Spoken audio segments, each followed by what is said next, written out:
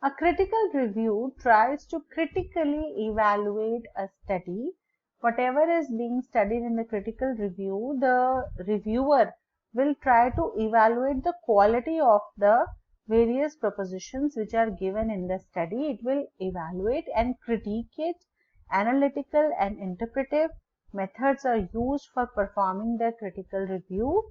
It highlights the strengths and the weaknesses, and limitations are it is subjective, depends from person to person.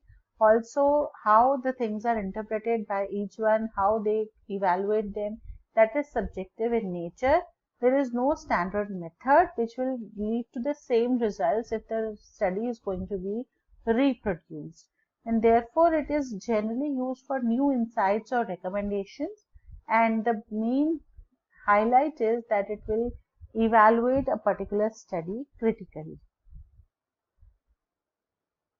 So if we try to compare, the narrative is story-like, pros and cons, systematic is rule-based, chronological, meta-analysis is quantitative, then scoping is the big picture map, and the critical review is the deep evaluation of the quality and the gap.